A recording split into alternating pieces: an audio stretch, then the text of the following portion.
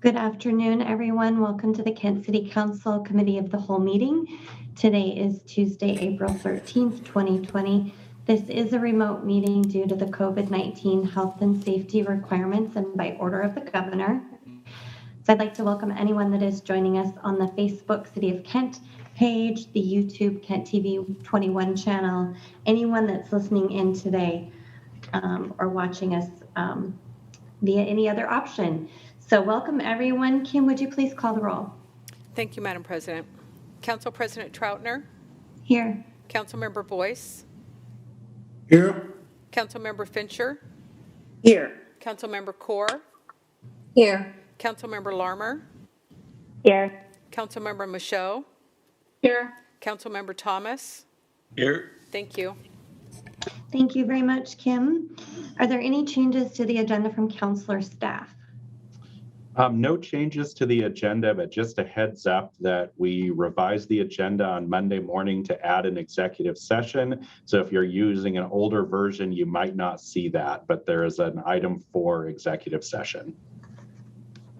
All right, with that, we will move on in the agenda. And that first item, as mentioned, is executive session. So council is going to move into executive session for how much time, Derek?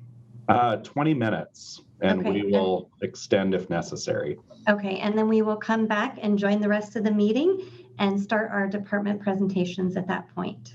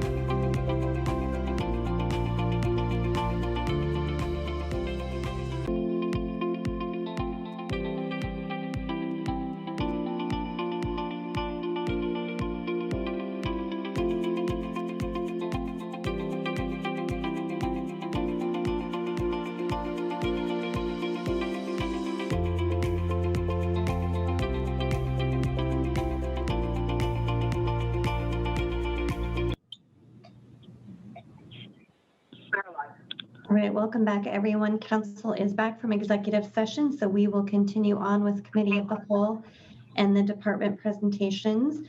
The first item on the agenda is payment of bills, which council gets that through email. We will move that forward to consent calendar. And then next up is consultant service agreement with EMG Incorporated for an analysis for city condition assessment and master plan. And this does require action. So I believe, Brian, are you joining us? Yes, I am. All right. Good afternoon, Council President and Council members. I'm Brian Levenhagan. I'm the Deputy Director of the Parks, Recreation, and Community Services Department.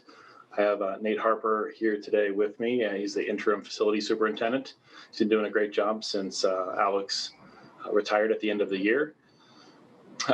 He's here to help answer questions if needed.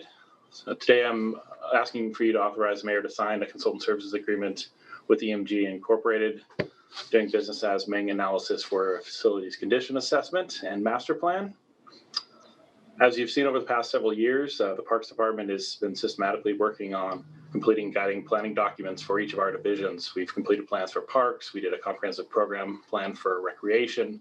We did a new business plan for the golf course. So Pete's going to talk a little more about that in a little bit. We did a human services master plan. So facilities is really the last major division to get a guiding planning document completed. Previously in facilities, we've done some space planning efforts, as well as some individual plans looking at potential new facilities here for the city of Kent. This plan, however, isn't going to include those sort of looks at either space planning or new facilities. This plan is focused on the back end, really looking at our facility operations, maintenance, asset life cycle, and financial management of our facilities division. There's two main parts to this planning effort. The first is a facilities condition assessment. Back in 1998, facility staff completed a 20-year facilities condition assessment. It consisted of 4 huge binders full of information detailing everything from our mechanical systems to our roofing needs to plumbing to electrical, pretty much anything you can imagine in our buildings that required either maintenance or life cycle replacements. And we actually used that plan for 20 years. It's extremely useful document. And again, even at past 20 years, so the last few years after the plan's expired, it still has been being used. So now those 20 years have passed, we're 20 years older. All of our buildings are 20 years older. The facilities division has lost 3.5 FTEs, both through budget cuts and then also through restructuring associated with the RFA. But we've never really taken the time to stop and look at the impacts of these cuts and reductions to really understand how it's impacted our ability to maintain our facilities moving forward. So this plan will give us a new 20-year facility condition assessment. And this time, instead of having 4 huge binders, it'll be digitized so that we can incorporate it into a future computerized maintenance management system. So really excited about the potential for that moving forward in the future. The second part of the plan is a facilities master plan. It's a similar planning effort to the work that we did setting levels of service standards for our park operations division. It's also similar to some of the financial planning work that we did in our 2016 park and open space plan. And it builds off the facilities condition assessment and we'll look at operational work planning, preventative maintenance planning, as well as a financial review and analysis of the facility's internal service fund. So ultimately, at the end of the day, when we get to this plan, we're going to be able to answer the question, what are our resource needs for maintaining 27 buildings and over 300,000 square feet of building space? MENG Analysis was selected as our consultant through a competitive RFQ process. You may remember that their sister firm, Studio MENG Strazara, is currently working on designing our police remodel project, but this is a separate entity that focuses on these sort of facility condition assessments, and it's really a great fit for this in particular. So we're excited to get started on this planning effort, and with that, Nate and I are available to answer any questions you may have. Councilmember Thomas, you have your hand up. Thank you, Council President. Brian, a question for you here. In regard to your master plan, can you comment on that parcel on 132nd and approximately 266th? 132nd and 260. Off the top of my head, I'm not okay, sure. It's that in between the Kent Kingley and the Middle Road. Which So would be you're talking about for parks, the neighborhood park site? Yeah, eventually, it's a future site that's been neglected. Now with the $28.1 million coming in, perhaps that fits into your master plan to develop that area? So that is a future neighborhood park that's covered in our park and open space plan, which we are actually updating soon as well. This is focused on our facilities, so just all of our buildings, and so so that is one of the kind of sites that we will be looking at moving forward through. It's already on our project list and everything. So I have several relatives that live in that area. They're always asking me about that spot. Thank you very much. Yeah, we get emails all the time, so it's much needed. Any other questions for Brian or Nate? All right, so this is a consultant service agreement with EMG. Is everyone okay moving this forward to the consent calendar? Yes, I am. I'm sorry, Madam President. What is the time frame on this here for the consultant, Brian? I didn't see that in here. Yeah, we're expecting it to last about 8 months or so. Thank you.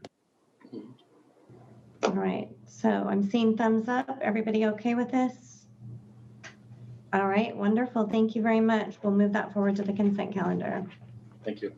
Thank you. Next up, we have information only on the Riverbend Golf Complex and an update.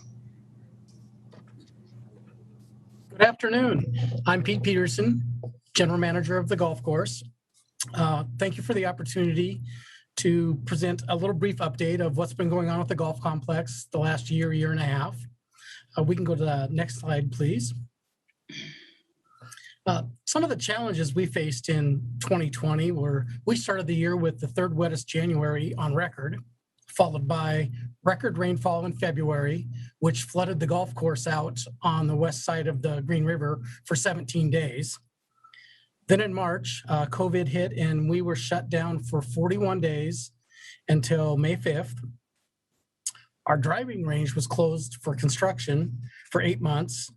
And then we had smoke from the West Coast wildfires impacted play in September, and Meeker Street was under construction most of the year. Next slide, please. So some of the things that we accomplished in 2020, rounds of golf were actually up. We did 60,522 rounds. The golf complex staff and volunteer marshals did an excellent job sanitizing and keeping the facility safe all year for all of our customers. And we had no cases of anybody being infected, Riverbend staff or volunteers, with COVID, which was a good accomplishment. Our golf complex business plan shows us turning a profit the first year that the driving range is fully operational for the entire year, which will be next year. So given the challenges of 2020, we still had a very good financial year. Early on, we were looking at a forecast of the golf course losing about $500,000. But through increase in play and cost savings and really watching what we were doing here, our loss for 2020 was $77,000. So that was a huge increase. The nice thing is that we have a reserve fund to cover that, so that that $77,000 is coming out of our working capital reserve fund. And we will be working with finance to recoup that lost revenue for those 41 days through the American Rescue Plan stimulus package. So that'll be something that Julie and I will be working with finance on. Next slide, please. Driving range remodel project. This started last year in January. So phase 1 started in January of 2020, was completed in June, and it included renovation and expansion of the driving range field and several new poles and netting. And this is a nice picture of it, just showing we switched from artificial turf to a natural grass surface. Phase 2 of the driving range remodel project started in May and was completed in September. And it included a new parking lot and the Meet Me on Meeker improvements out in front of the driving range. Phase 3, which started in this January, we'll go to the next slide and we'll look at what phase 3 is. Phase 3 Started in February and is supposed to be completed by the end of May.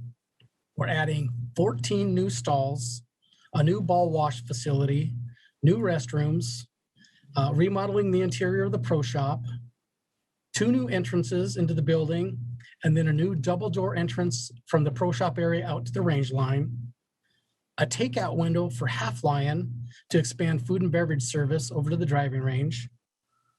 And we're planning a grand reopening for the middle of June.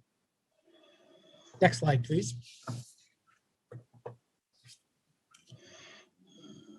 These are just a couple of architectural renderings to give you an idea of what things will look like. The driving range T-line doesn't look exactly like that because it doesn't have any stall dividers in it, but it will be very similar. Next slide, please. We're off to a great start in 2021. Rounds of golf for the month of March were the highest they've been in the past 20 years. We did over 5,200 rounds in the month of March, which is crazy. And today is another kind of record-breaking day. It's our first 300 round day of the year. We normally don't see 300 round days till the month of June. So things are really going this well. The golf industry may be one of the only industries that saw a really big increase in participation due to all of the restrictions put in place last year. And it seems to be continuing. We have a lot of new customers. We have new members of the men's and ladies clubs. So things are really looking great for this year. Next slide, please. So next steps. We're currently working on a new golf cart operating lease that we'll be bringing to council in the next couple of weeks. Julie's been working on a Half Lion lease agreement amendment, and we're going to be updating our business plan for the 2023-2024 budget process. Any questions? Councilmember Core.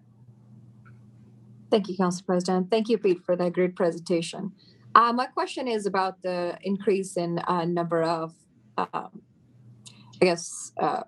visitors passed in March. Do you see a change in demographics or age-wise or anything of the people who are golfing at this time? There's a lot of people that were probably a little more casual players are now, because we're seeing kind of a wide variety. Younger people that want to get out and do some recreating. We see a lot of retired people during the week that are coming down even on rainy days that don't want to sit home on the couch. And it's a form where people, if you walk 18 holes, it's approximately 6.2 miles.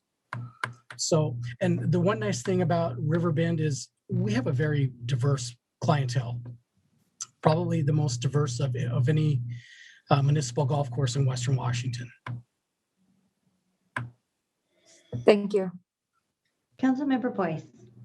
All right. Thank you, Madam President. Thank you, Pete.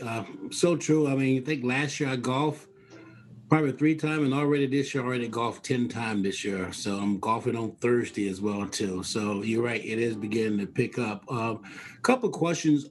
Is the driving range? I couldn't tell. Is this a double deck or is it a single deck? Single. Single deck. And how many ranges? You say how many spots? Once we're completed, we'll have 52 stalls. Wow, that's awesome. Okay, good. And then my other question may be for Julie. Half Lion, I don't think we had any update recently on how well they're doing or not doing. And then maybe you can, will that be today or sometime in the future, just kind of maybe share a little bit about what's going on with Half Lion for their business, and then also the amendment.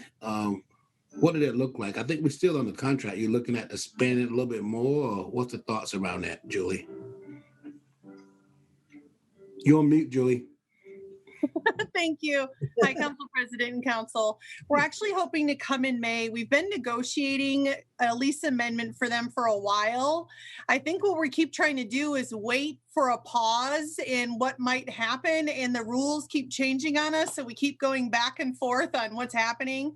I think we're close to an end, and then of course the governor changed the rules again, and so I think we've got a path forward. We're just waiting for legal review on both sides, and we're hoping to bring it back to City Council in May for consideration. But things are good, and they're hanging in in there and they're going forward, but it is going to take some concession, I think, on the city side to keep them as a long-term partner. So we feel really confident about it, and they're still a really solid partner. So hanging in there. Don't want to get too ahead of myself before I finish negotiations on it, but I think that it will last into the future on this one if we can get some amendments for them going forward. For sure. Super excited. Julie. Thanks, Julie. Councilmember Michaud. Thank you, Madam President. Pete and Julie, I just want to say congratulations. This is such great news. And I know that a lot of work has gone into this for a few years. So this looks awesome and it's great. Thank you. Thank you, Councilmember Fincher. Thank you, Madam Chair. Pete, glad that green carpet is gone in the area where I'm not a golfer, so where they tee off, I guess that's what it is, over and that, you know, you have all the new equipment. It's going to look great over there. I know that people will be happy and excited to have the extra stalls. Can you tell me, are First Tee and Douglas Golf still down at the golf course? Are they both still active? Douglas has been not active really in the last couple of years.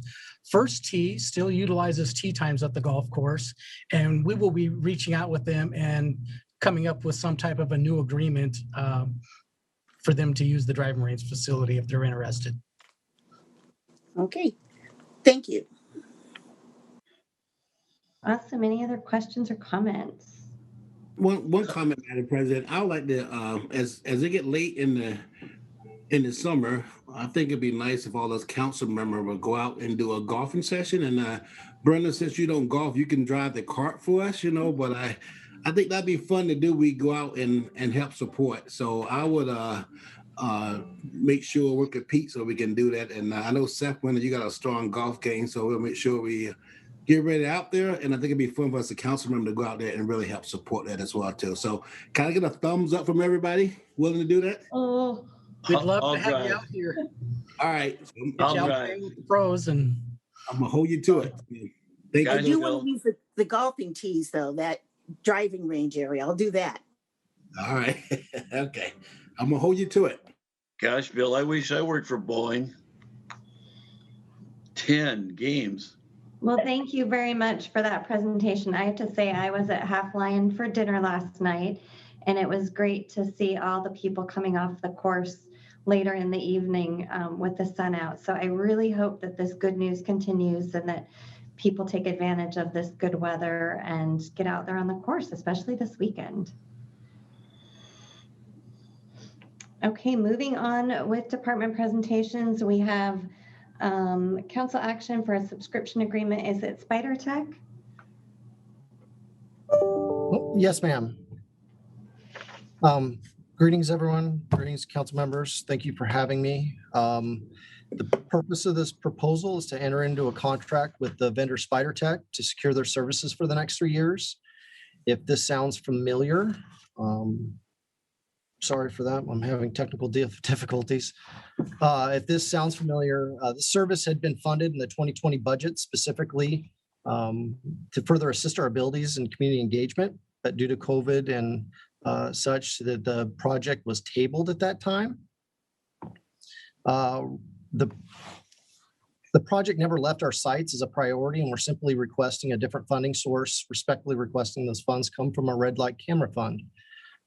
As a refresher, the intent behind this was specifically to further our department's ability to build trust with the community, keep them informed when our officers are called to assist them, provide specific information to our citizens when they are in need of help so we could better serve them, and to update them in regards to the steps that we take while serving them.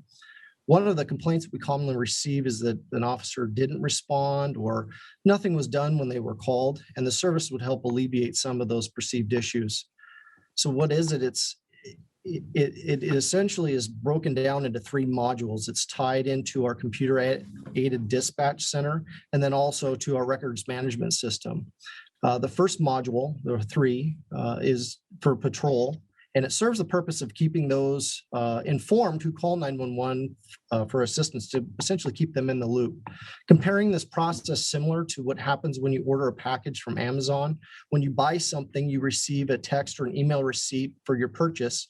And here, the vendor allows us to send and the caller receives a customized text message anytime they call 911, which will allow them to know when the call was received and then an incident was generated. Furthermore, that text can be customized to maybe provide more information in regards to what to expect and when the officers would be en route. Like Amazon, when you receive a text or email advising you when your package is being shipped, the service will send a text message to the 911 callers when officers had been dispatched.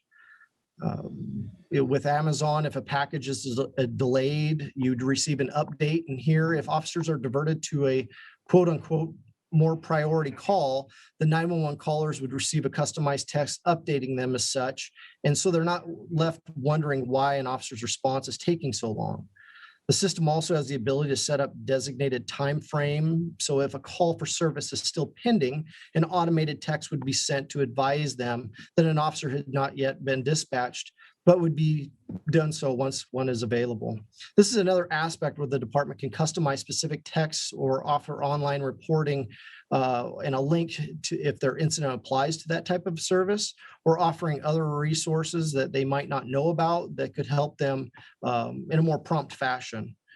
Once the call for service has been completed, the system has the ability to provide a text message to the caller of the officer or officers' names who responded to the call for service and the case number that was drawn for their information. Basically, the system allows the police department to keep our citizens better informed with their interactions with us, helps ensure that the 911 callers are provided information that they might not normally know about prior to dealing with us, and hopefully help alleviate any negative perceptions that someone might have regarding a lack of responsiveness or keeping them informed through the process. The service does have the translation capabilities to further assist our very diverse community, and tailored to when somebody calls and they primarily speak Spanish, that those text messages can be translated as such to touch more of our community. The second module is for our investigations. When a case is assigned to a detective or another specialty group, it has the ability to add in victim and witness phone numbers that had been affected by an incident. Then we begin the same process, keeping them informed of what's going on with their case, such as basic information that would include the name of the detective that was assigned to their case, what to expect or the next steps, links to victim resources, other information that commonly requested by those that are affected by criminal activity. Our department would have the ability to immediately notify a victim, as an example, via text if a defendant or a suspect was taken into custody in regards to their case, that they would hear about it from us first instead of maybe on the 5 o'clock news. Or when a case is presented to the prosecutor's office and explaining those steps to them so they are staying informed. All these steps and our abilities to allow our department to keep all stakeholders informed with very minimal effort and to decrease the uncertainty of what's going on and when they've been affected.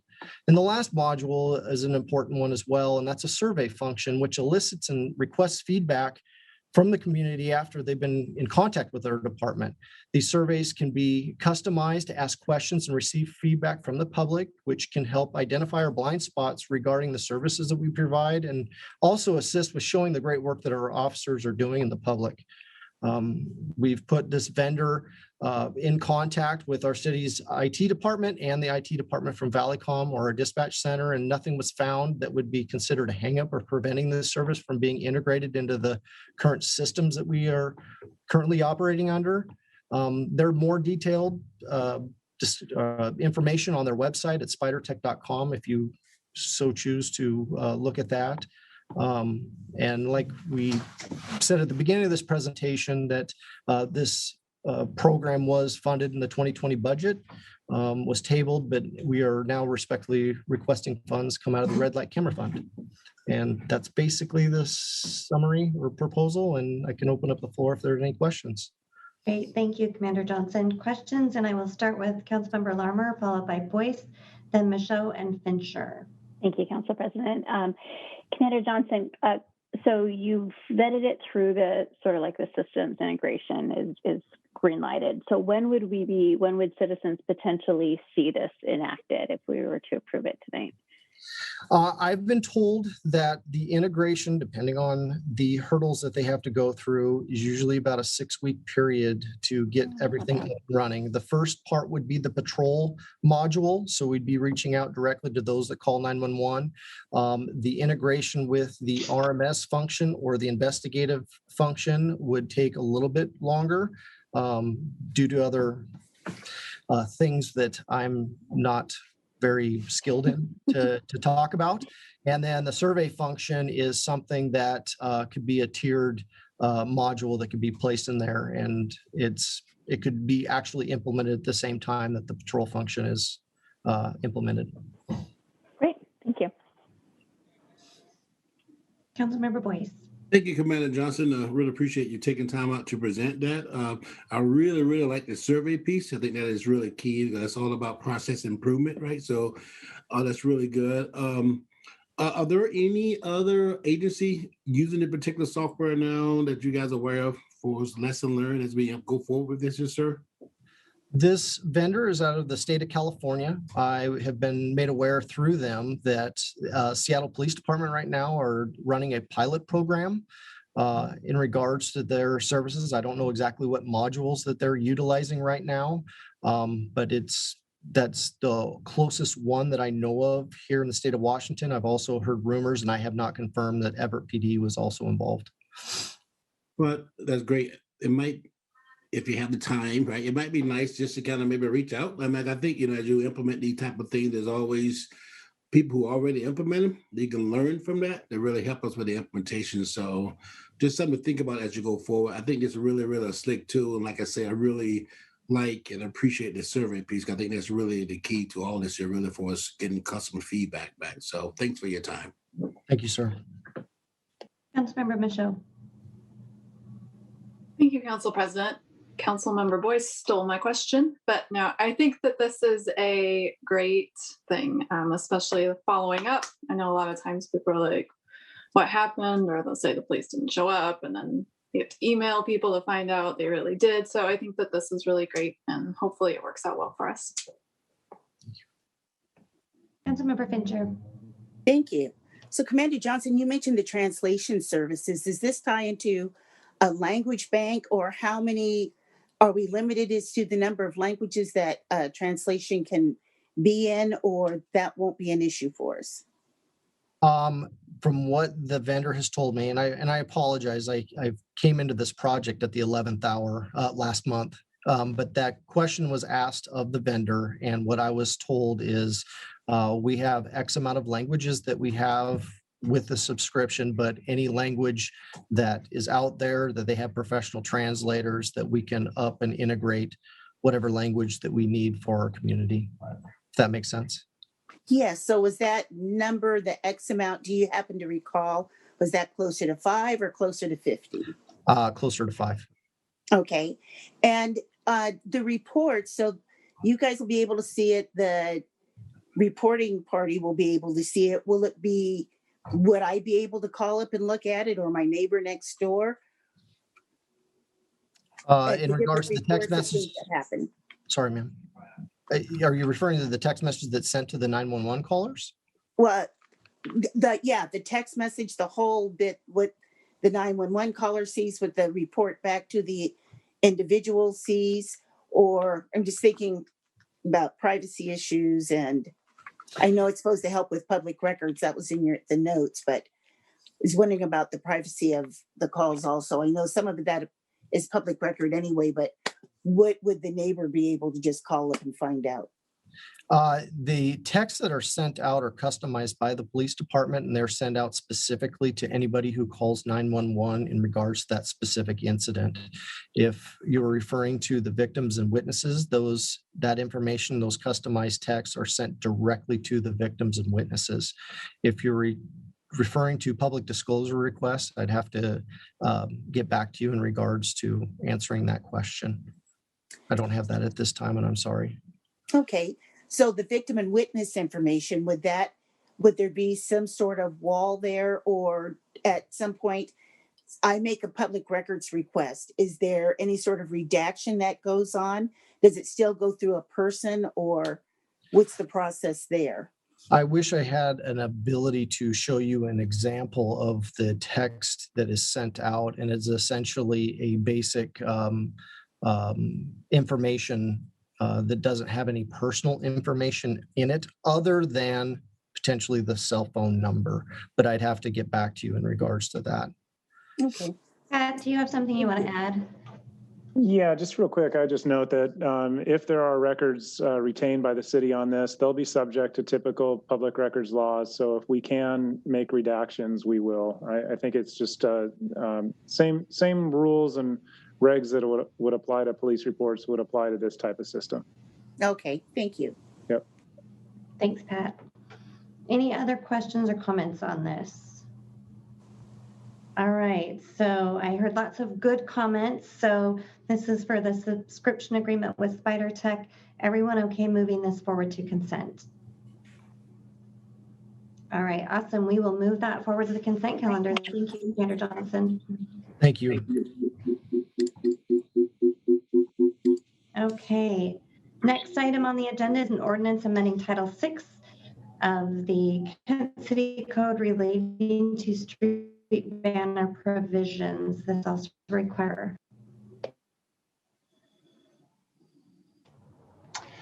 Good evening, Madam President, council members. I am bringing you an ordinance tonight which adopts a new chapter in City Code Chapter 6, which sets up our legal framework allowing public service messages, announcements for community events, and announcement for city events on signage within the city. This ordinance tonight creates a limited public forum around our signage, but allows us to install signage throughout the downtown core and across the city so we can start promoting city events, promotion for events, and also enable some of our nonprofit partners to promote some of the things they are doing within the city as well. This would regulate the signage and potential pole signage for over roadway banners. As we have funds available, it's our intent to install poles on major thoroughfares in the downtown core, for example.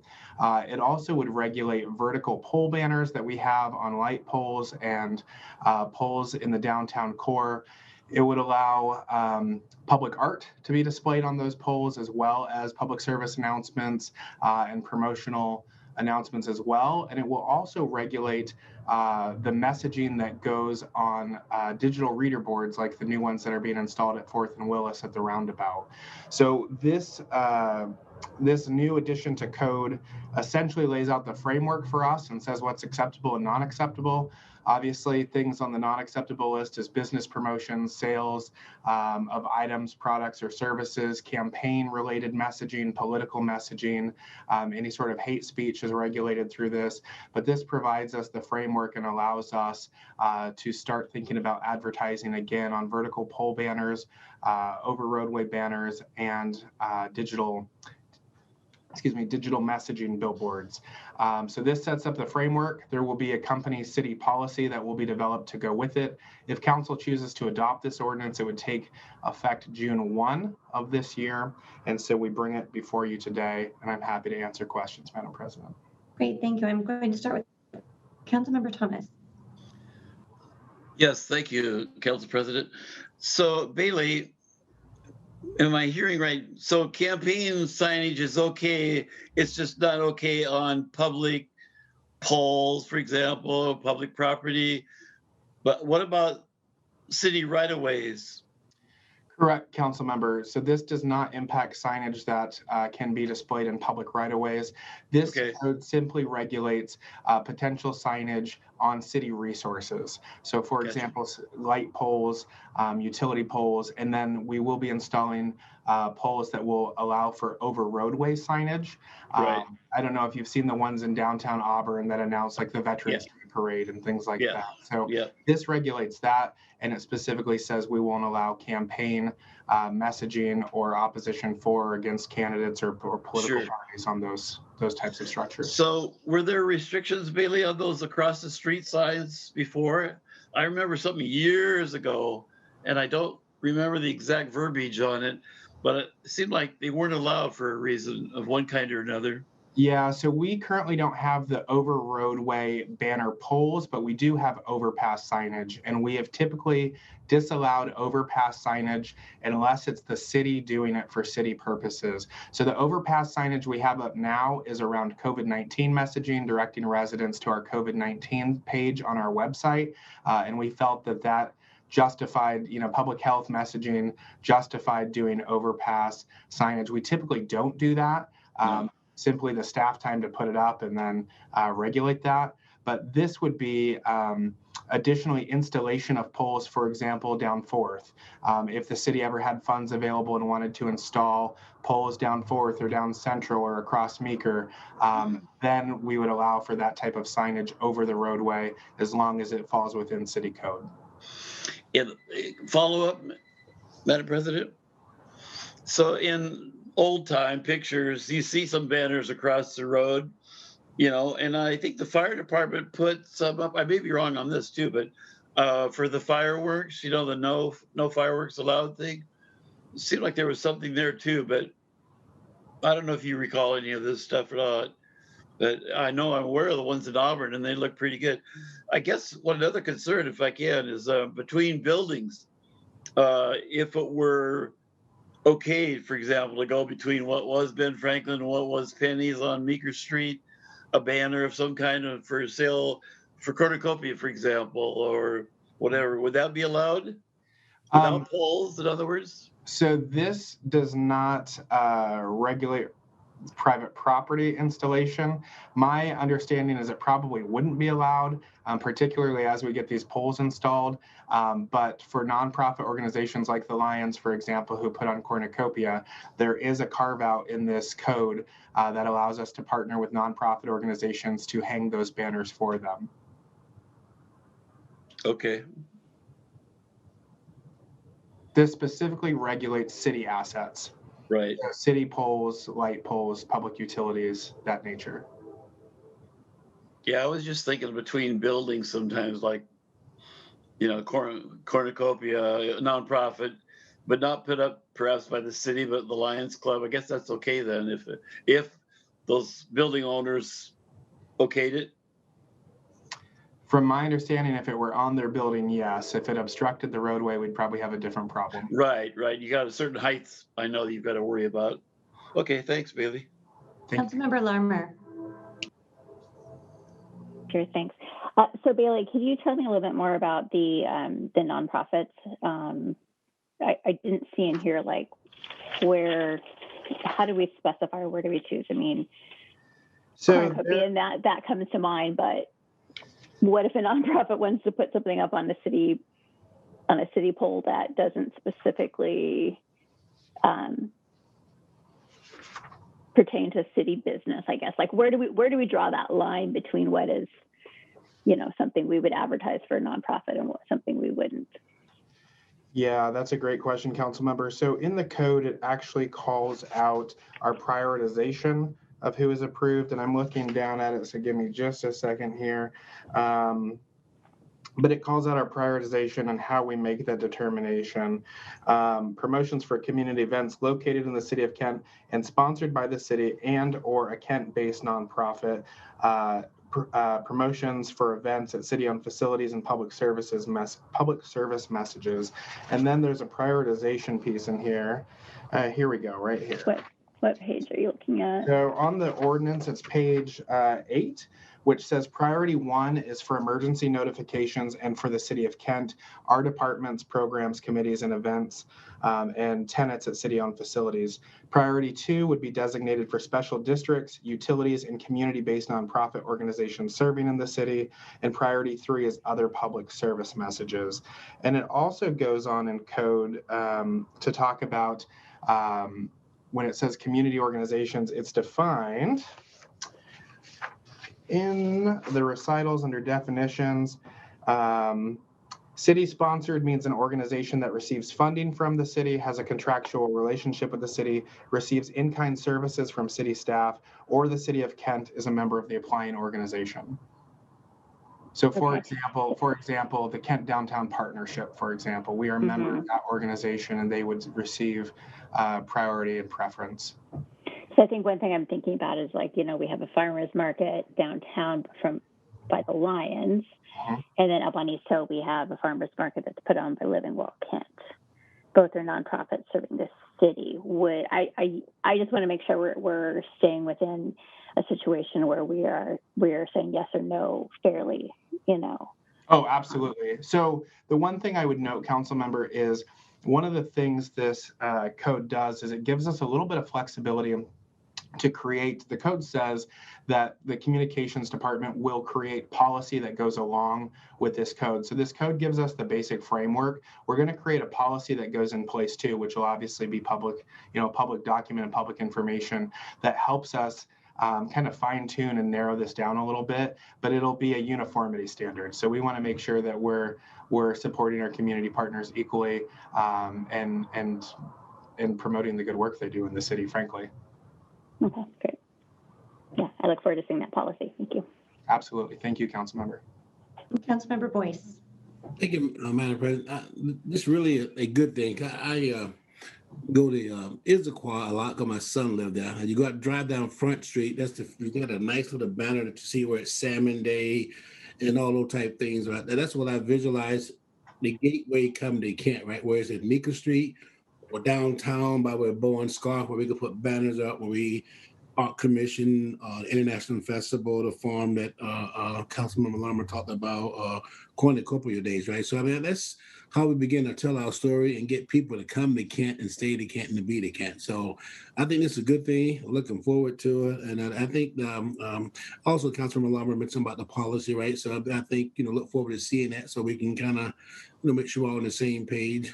But really, this is just kind of, as we grow up, right, into what we are as a big city, these are the type things we need to be showing in this plan and talk about all the good things that's going on in this city. So kudos to you, Beatty, leading the charge on and getting them people. So thank you. Thank you, Councilmember. Got to give the kudos to Rob Brown and Chad in Public Works and Christina in Legal, who did the heavy lifting and said, just smile and read this ordinance. But you're right, Councilmember. I think we have a golden opportunity, particularly knocking on wood, as we make it out of COVID, when ShoWare starts opening for events. We're going to have a lot of folks from out of town that come to ShoWare, and this is a chance to kind of show off our events. And I would say there's a special hat tip to Councilmember Fincher in here because it allows us to display public art on these banners, and I knew she would appreciate that. So at some point, even if there's not events, we'd like to partner obviously with the council and the Arts Commission and even the Cultural Communities Board and see what other things we can put on these banners to really represent Kent and show off the gem that we have here in our city. Another thing too, I think Michelle from LTAC, I think also all the good things that we are doing in LTAC too, right? Help promote will also be something that we can look at as well too. So. And I'm charging Michelle and LTAC double if they want to advertise on our banners, but just kidding, totally kidding. I think we already give you some money, so we should be okay. All right, great job, Bailey. Any other questions or comments? Thank you. All right, wonderful, thank you. Next up, we get a quiet zone update from Rob Brown. Good afternoon, Council President and members of the City Council. Rob Brown, Transportation Engineering Manager with Public Works. Tonight, I'm going to give you an update on the quiet zone. Got some good news. So next slide, please. So as we've talked about in the past, we've gotten to the point where we have the approval from the Federal Railroad Administration to establish the quiet zone on the BNSF rail line through downtown. And we meet the criteria to establish our own quiet zone on the UP. And so we are now working on the crossing modification petitions. These are required by the Utilities and Transportation Commission, which is the state agency that is responsible for railroad grade crossing safety. So we must petition them to make the changes, and they then approve them. Then we go to the contract and work forward on the quiet zone. As we've talked about before, we've been reaching out to both of the railroads, the BNSF and the UP, to enter into engineering agreements with them to work on the crossing modifications. So our goal here is to reach agreement with the two railroads before we go to the UTC with the crossing modification petitions. This would save us an administrative hearing and potentially up to 12 months of schedule time going through the hearing. So good news is that we have contracts with both BNSF and UP for the engineering, and so both under contract. And last Tuesday, we met with BNSF in the field to go over the different crossings and talk about the proposed modifications. In fact, that picture that you can see there on the screen on the right side, that is a picture from our meeting last week with BNSF. We have a similar meeting scheduled with UP on May 5th. So they'll bring their representatives to Kent. We'll go check out each of the crossings and talk about the different modifications and the proposals for the quiet zone. And then with both railroads, we'll start the negotiations and try and come to a resolution before we go to the UTC. So next slide, please.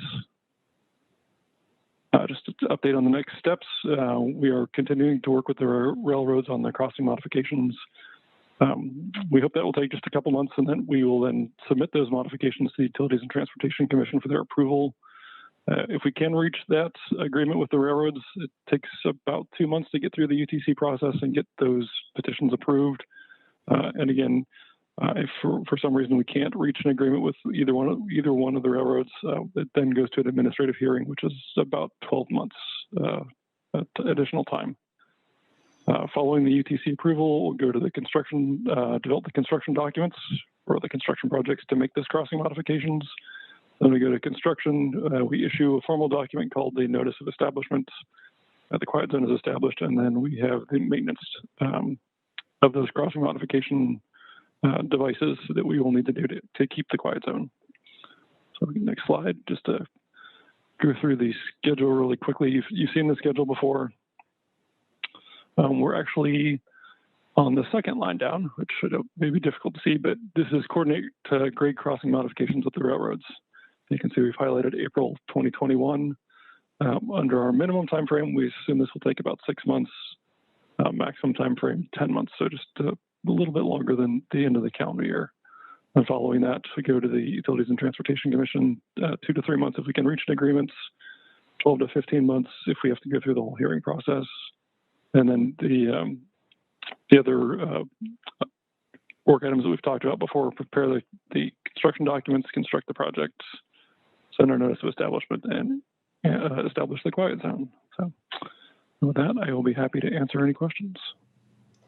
Thank you, Rob, for this update. I know I always looked forward to it in Public Works. And it looks like this calendar, we're kind of staying on track with where we've been from the very beginning. Is that true? Not necessarily from the very beginning, but certainly the last couple updates. That the realistic duration did not increase this time, but the minimum duration increased a little bit because of the time it took us to work through the contracting process with both of the railroads. Okay. Well, this is some very good news. Anyone else have questions or comments? Comment. Hang on here a second. Ah. Your okay. Your mic's off. Go ahead. Okay, thank you. So on your graph here, you've got the years 21, 22, 23, and then 23 again instead of 24. Oh, I apologize. That is a typo. That was a copy and paste error. Those last ones there on the right should be 2024. I will fix that. Thank you for pointing that out. No problem. That's what I'm here for. Council President Troutman, you took the baton for Councilman Levenhagan, so you need to be sure to update him on this here, okay? I definitely will. I think he'll be pleased to see it's progressing. So some good news. All right. And I always look forward to your updates, Rob. Thank you so much. Great. Thank you very much. All right. Next up, we have information only on the grocery store worker COVID-19 hazard pay. And I think that's me. This is a council initiative. So I don't have any proposal for you tonight, but I did provide you information that's in the packet. Your packet contains an email received from the Grocery Store Workers Union, UFCW 21, an email from the Northwest Grocery Association. So those are the store owners. We did the best we could to prepare a list of what we believe are the grocery stores in Kent We did not work in terms of any size or number of employees involved. We just basically scoured the internet for possible grocery stores. And then I provided you with an ordinance from the city of Burien and an ordinance from King County. I would note that the city of Seattle passed one of these ordinances and they were promptly sued by the Grocery Store Owners Association. And the federal court basically dismissed the lawsuit. And that case hasn't been accepted yet, but they have filed an appeal to the Ninth Circuit Court of Appeals, but we have no indication that the Ninth Circuit has yet taken on that case. And then also for the city of Burien, they have been sued in the Ninth Circuit on their case, but we don't have any indication of any action at the trial court level on that. I assume, though, that case will go to the Western District of Washington. Typically, when you have similar lawsuits, they're given to the same judge. My anticipation is that judge would dismiss that lawsuit, and then Burien would be in the Ninth Circuit Court of Appeals, probably right alongside Seattle. So that's what I have. All the information's in your packet. So I'm going to turn it over to council for you guys to have a discussion. And if there's anything that I need to do, I will prepare that, and I'll just follow your lead. Thank you, Pat. Councilmember Boyce. Thank you, Madam President. You know, I hear what the grocery store is asking for. I mean, COVID has been an impact to almost everybody, no matter what type of workforce you're in, right? And for me as a council member, to open the door of this Pandora box, I think it become a slippery slope, right? And and I think as for who you say yes to, who you say no to, I just think this is kind of outside the realm of the council, us as Kent City Council, to be going down this slippery slope. I'm a big supporter of unions, right? And I think they play a major role into supporting their members, right? And I just think this is something that should fall back on the union to support their employee. I go to one of the grocery store here, and I've been going there for 30 years up on the east side of Kent, and when I walk in, and this is something they do not want, because what they tell me, this is a small profit margin that the grocery store have, right? And they say, Bill, if you guys pass this year, a lot of us going to probably end up losing our job, right? Because, number one, they can't afford to do that, right? So, and it's just going to add more workload on them. And I'm sure there's other examples where people say it's good. I want to talk about what I have experienced by going to my local grocery store and hearing that, right? So I just think as a council member, this just come too slippery for us. And I get what they're saying, and I hear them loud and clear, but I just don't think this is the role of us as a Kent City Council. So I will have a hard time supporting this year. Thank you. Thank you, Councilmember Boyce. Councilmember Thomas. Thank you, Madam President. My sister-in-law works for Fred Meyer, and one thing she said, and I don't know if Pat can verify this, but she said in Seattle, where this was passed, that the store owners or the store people weren't allowed to raise their prices to compensate for the extra amount to be paid to their employees. If that's true, that is really way outside the realm of anything I'm thinking of. And what Bill said is really, really true. This is going to really hurt those in the poorer areas of income, because prices will be raised. They'll be having a hard time trying to buy. It's not hard for the wealthy people to spend a couple of nickels here and there on a can of soup. But when you start talking about those in the lower areas of income, it could be disastrous. So those are things I guess I think about. It just doesn't seem like we as a government should be involved in business. I have a hard time with that. So that's where I'm coming from. Thank you. Thank you, Councilmember Thomas. Pat, do you want to add something? Yeah, I would just note that in my opinion, I wasn't aware of this concept that the city of Seattle prevented Seattle grocery stores from raising prices. Yeah. in my opinion, if that's the case, that is extraordinary legal exposure from a council perspective. I don't know that you have the capability to do that. There's constitutional commerce clause issues, and I think that's extraordinarily dangerous territory to be dictating, pricing on the private market. And if we were to do that, I would suggest it would take a whole lot of studying to come up with the right measure of fixing that might be beyond the scope of what we do here in the city of Kent. But Pat, by the time that study's completed, the COVID scare will probably be gone away. So I don't know. I just don't think it's a place for us. Well, I'm not going to jinx that by commenting on what you just said. Thank you. Councilmember Michaud. Thank you, Council President. Pat, when you were doing your research, did you come across any stores that have closed or threatened to close, or hear anything about people losing their job from the other cities? I have not specifically. I have heard that there was a Seattle store that did close. I cannot say with certainty whether it was because of this issue in Seattle, though. But I am aware of one, and I'm sorry I do not recall the exact store or location, but I do recall hearing something on the news that indicated that a store did close, and the reason for it stated by the store was the Seattle ordinance. Just basically they were running on too thin of a margin, and this pushed them over the top. I think it was a QFC, Pat, downtown Seattle. Fair enough. Thank you. Councilmember Fincher.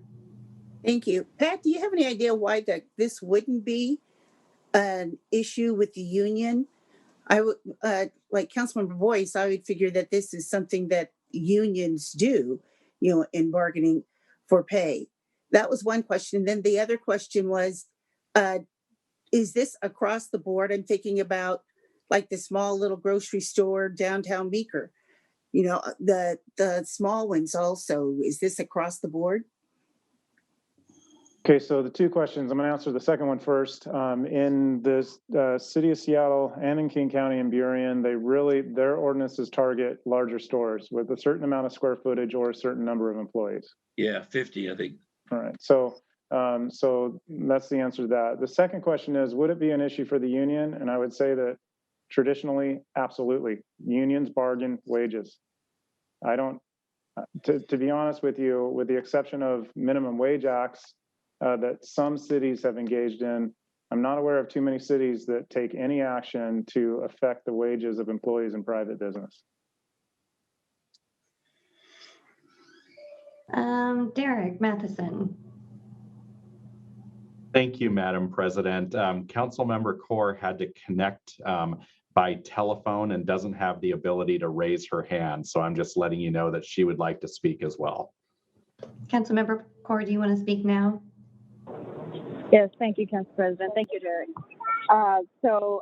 My input on this one is that grocery workers are the individuals who came to the council asking for assistance. And as we know, they worked really hard during this COVID time, and we all went to grocery stores and saw, grocery stores did not close, and all the grocery workers were there mostly every day. And so I am in favor of looking at this. And obviously, as Pat mentioned, we can limit it to number of employees or larger stores and have that conversation. So that is my input on that. Thank you. Thank you, Councilmember Kaur. Councilmember Michaud, do you have your hand up still? Sure. Thanks, Council President. I respect what Councilmember Kaur is saying, but I agree with Councilmember Boyce that this is really a union issue. I'm a strong supporter of unions. I'm a union member. My husband's a union member. So I know that wages are an important thing that unions do. And I just feel like that is their role. I have empathy, I understand, but I really think it should be left to the union. Thank you. Councilmember Larmer. Yeah, I'm going to have to come in agreeing with my fellow council members that this really, to me, feels like a union issue. I have a concern that we're, talking about the larger grocers based on a number of employees or square footage, and I also support unions. I mean, I will be the first one to stand on a picket line. I will volunteer that right now. I will help picket this for bargaining, but I have a hard time saying it's just certain grocers and certain employees. I think our role as city council would be to be more, more broad. And I just have a real hard time saying it's these grocery workers and not these. And that's where, to me, then it just seems to come back to this is a union employer negotiation that needs to happen. I do know that the large grocers made record profits during COVID, which is just, I'm kind of appalled that those employers canceled hazard pay while they're making record profits. So I definitely feel what the unions are saying on that. And I think that was a really, disingenuous move. But again, I think this is just, as Councilmember Boyce said, it's a slippery slope. We're stepping into a place that, we'd potentially be saying, well, these employees are not these employees, and these employers are not these employers. And that just does not feel like our jurisdiction as a council. So, and I just want to add, happy to walk a picket line because well said, Councilman Larmer. It's not like we don't have any empathy and sympathy. We get it. But I think just, as Councilman Larmer said, we have to be tough. We have to be careful about how we approach some of these things here. And I think this here will be one we can get wrapped around the axle, and it will be tough on us. So, but I'll be willing to help them on the picket line as well, like you, Councilman Larmer. But I just don't think this is in the policies or ordinance that we should be moving forward with. And I understand exactly where you're coming from, Councilmember Core. And like I said, I support this here, but I'll be happy to go on the picket line and support them as well. But just from an ordinance perspective, I don't think this is the right thing for us. Well, and just to add a little bit more to that, I do agree as well. And I want to thank all the grocery store workers for being out there and working from the very beginning and making sure that, families and people in our community had the things that they needed to continue to support their families. But I also feel like, when you talk about that slippery slope, we've had restaurant workers, we've had our own city employees, we've had our parks people out there taking care of the community. Our public works department has been out there working hard, our police department. And I just think that if we pick one group, then it makes it really difficult not to look at some of these other groups that have been going out there day after day and providing just as well. So again, I commend everyone for what they're doing, but I just think that it puts us in a very tricky situation. So, Councilmember Fincher. Just a continuation of that, one of the things I did in checking on this, I checked with some of the other industries because I do think that, if we do it for one union, then we're going to have other ones. You mentioned our own unions, but I also checked with, for instance, CCS, who has the shelter workers, both the shelters where they're in hotels and the shelters where they are communal. And if they got, for some of them, if there were 4 more cases, then they got pay for a short while, but that was for a limited amount of time. I believe the grocery store workers in the larger stores also had it for a limited amount of time. But more than that, it's that slippery slope that Councilmember Boyce had mentioned earlier, and the issue that it is truly a union matter. Unions have done great work over the years, over many, many years, in earning rights for the workers. And that is one of the main things that they do. One of the main protections is pay. Well, and I think we've all said it here as well, that we're all willing to stand beside our grocery store workers and be out there if they choose to do something that needs our support. It sounds like we're all willing to support them in other ventures. And, if it comes to picketing on the sidewalk, it sounds like a lot of us will be there in that way. But as far as moving forward with this, I'm seeing a lot of heads that we all kind of agree that right now this will just remain an information only item.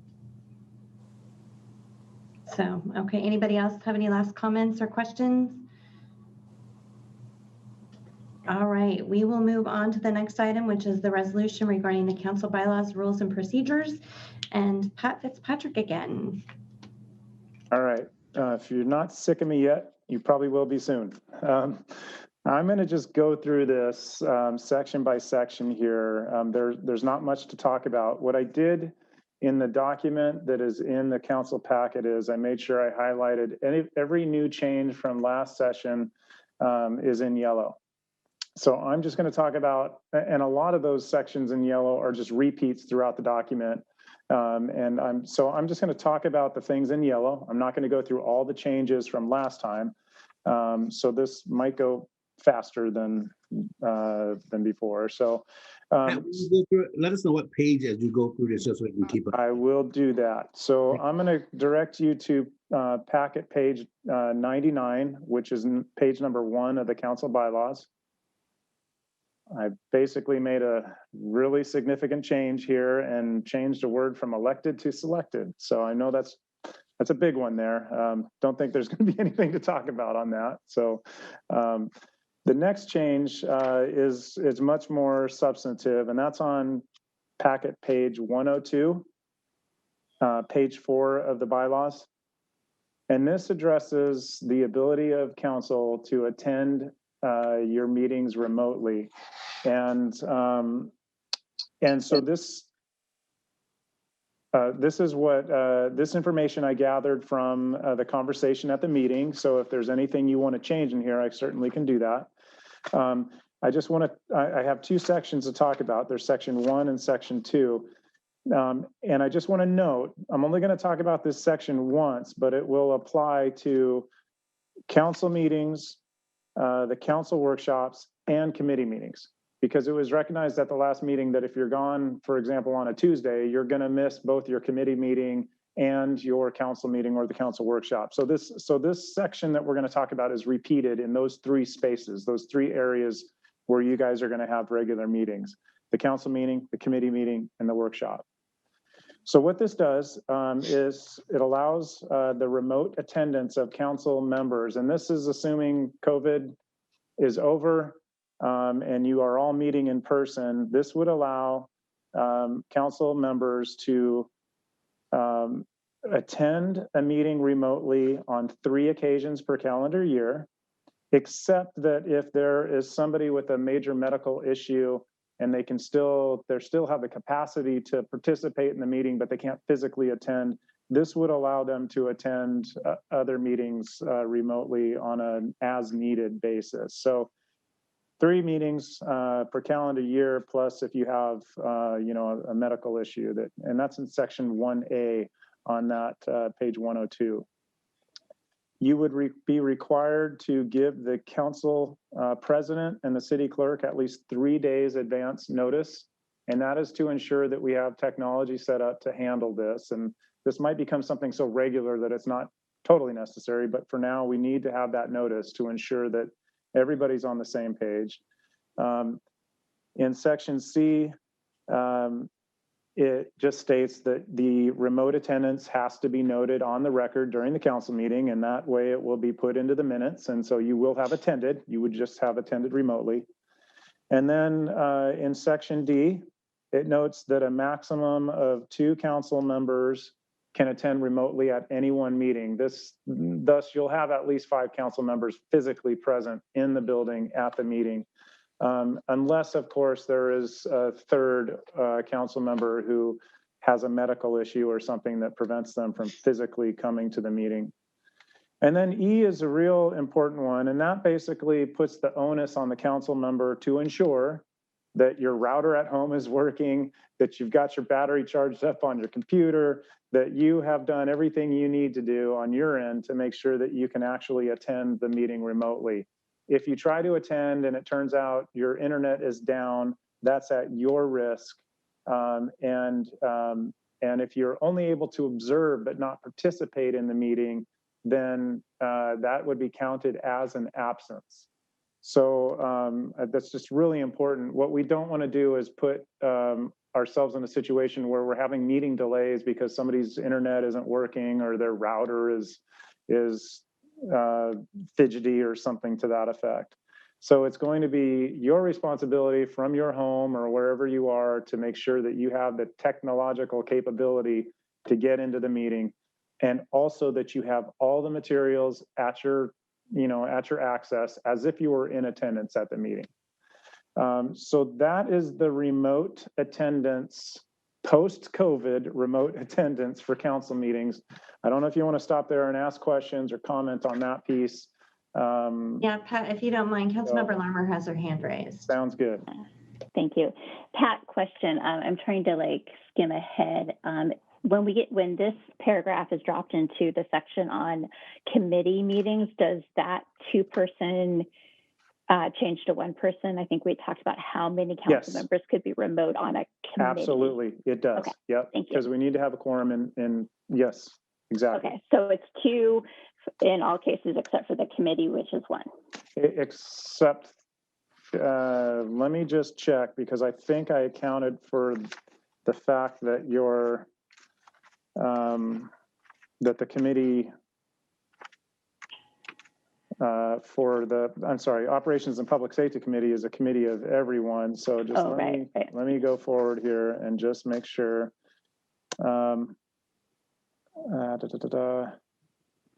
My apologies. Oh, I just found it. Finally found it too. No more than 2 council members may remotely attend operations and public safety. No more than 1 committee member may attend remotely the other committees. Okay. There you go. Yep. Yeah. Thank you. Yeah, that's in D, right, on page 114 of the packet. So thank you for that. Thank you. Any other questions or comments? Anything that you want to see done differently with regards to this? Okay, all right. The next section is just basically addresses what we're dealing with now.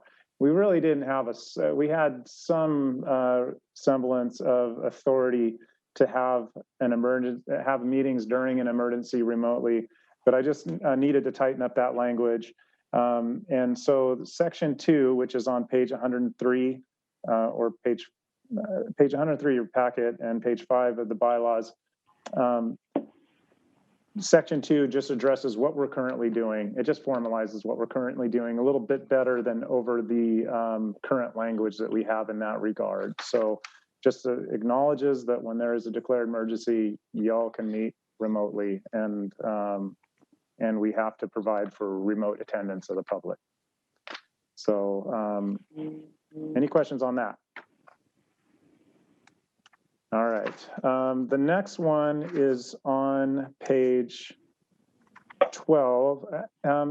Actually, I want to jump ahead real quick because I think the issue that's on page 12 of the bylaws and packet page 110 is going to get the most discussion here. So let's just address the last one real quick first and get that behind us if you're okay with that. It's on page 111, and it simply talks about the timing of when committee appointments are going to occur. And this is just to address the fact that these committee appointments, since we're reforming these committees kind of midstream in council presidency, and the council rules elsewhere indicate that the council president is selected during even number years. I just wanted to make sure I aligned the language for committee appointments with the council president appointment. That is contained in section 4.3 on page 111 of the bylaws. So,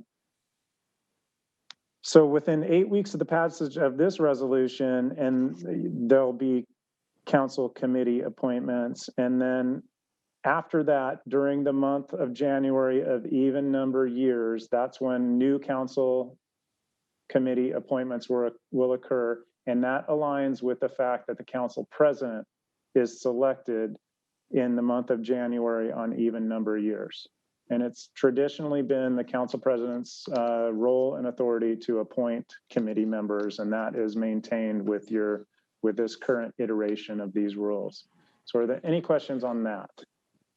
That just accounts for the fact that these committees appointments are going to be short-lived because council presidency is going to be open in approximately 6 months after the effective date of this resolution.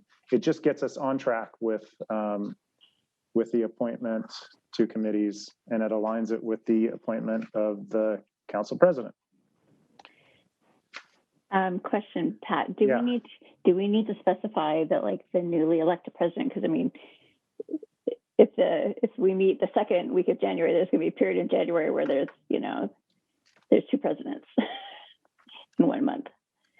Yeah, well, that's handled. I mean, if you look back on page 99 of the council packet, section 2.1 basically indicates that the president of the council, the council selects its president during the month of January and even number years. My intent on that language back on page 111 of the packet is just to align council committee appointments with that same time. Okay. So it's implied, obviously, that. Yeah. Okay. Yep. All right.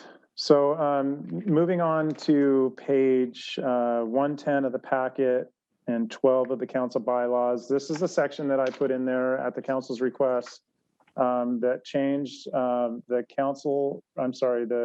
Operations and Public Safety Committee chair from the council president to the individual with the most senior amount of time or the longest amount of time on the council. I also accounted for the fact that if that person rejects that spot, what happens to fill the spots afterwards. So I imagine there's going to be some conversation about this. So if you want, I can read this to you. If not, I can just turn it over to you all for conversation. I don't think it need to be read. All right, I don't hear any objection to that, so I will just turn it over to you all and let you discuss.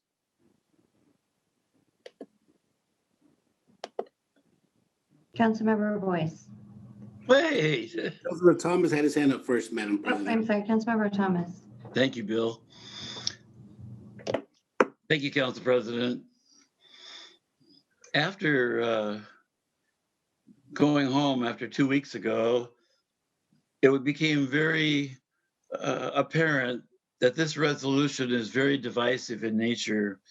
And I was very uncomfortable with the whole procedure, even though it was good to have give and take as usual between different things, policy and procedure. So I have two amendments to offer that I'd like to address before I offer them. And that is this, maybe this will be a solution to some of the problems that we're having. So my first one would have to be to go back and separate public safety from ops. That would be my first amendment that I would offer. The second would be to change the date of enactment from September to January 1. And those would be my two. I'd have to offer them up and then have them seconded, I guess. So that's what I'd like to do. I'd start with the first amendment would be to move public safety out of ops, make them separate committees again. So I'm not sure we need a second. I think it's only a discussion, I think, if I'm not mistaken. Well, that would be good. I don't mind that. So I guess by doing that, and what I'm hearing, we're really going back to square one, is what I'm hearing. Pretty much. When we have public safety have their own committee and ops have their own committee. That's what I'm hearing you say. Correct. That would eliminate part of the problem that I've foreseeing after talking to some of you. And the other would be to change the date, because it is a little confusing to do this in midstream when the president has 4 months left before the new president or a new president comes into being.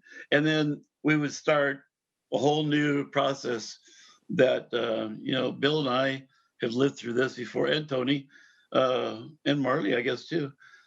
So those are my two ideas that would help eliminate some of the divisiveness that I've seen over the last 2 weeks. Does it make sense? I guess my thought is, first of all, I strongly believe, there may be one day I may be the senior member, right? And that don't mean that I know it all, right? And that don't mean I'm entitled to operate certain things because I've been here the longest. That don't mean I'm the most brightest, but I may be, right, Zandra? But, I mean, Second longest. I'm just kidding. But no, seriously, I just don't believe in that philosophy, right? As far as going back to breaking the committee up, I don't have a problem with that. I'd be interested to hear what my other council members say, but I mean, I'm kind of neutral right now. I'd be interested to hear. I think Councilmember Larmer and Councilmember Core kind of was driving this here in the beginning, so I will yield to them before I make any further comments. I appreciate your comment. Councilmember Michaud. Thank you, Council President. I agree with Councilmember Boyce. My concern has always been that Public Safety Committee, because there's such strong interest, that I liked the fact that we would all be on that. So that's my one concern about that. Thank you, Councilmember Fincher.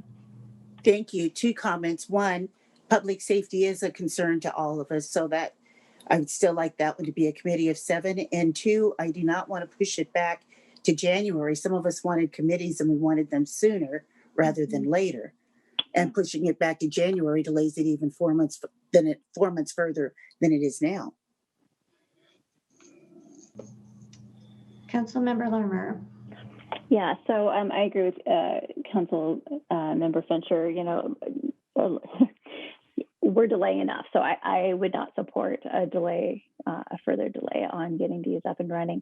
I could support a separation of public safety and ops, with the understanding, though, that public safety would still be a committee of 7. There you go.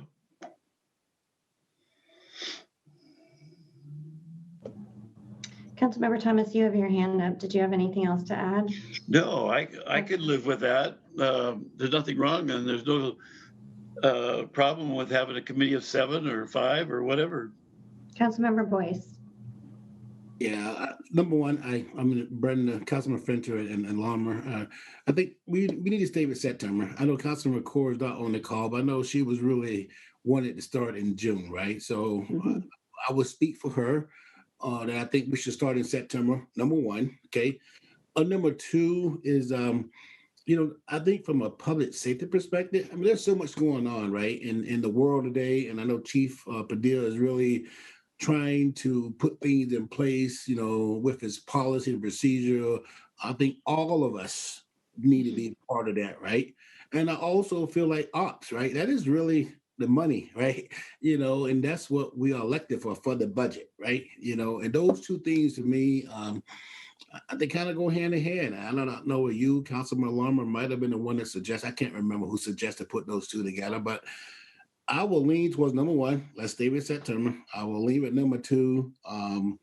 Let's just keep them together because there's so much going on with the budget and with public safety, and everybody will probably want to be on public safety. I think they should be, if not, just the continuity and working with the chief and so on. So my proposal, after listening to everything, I get what you're saying, Councilmember Thomas, but I will propose that we kind of stick with September and Okay. those 2 together as a whole.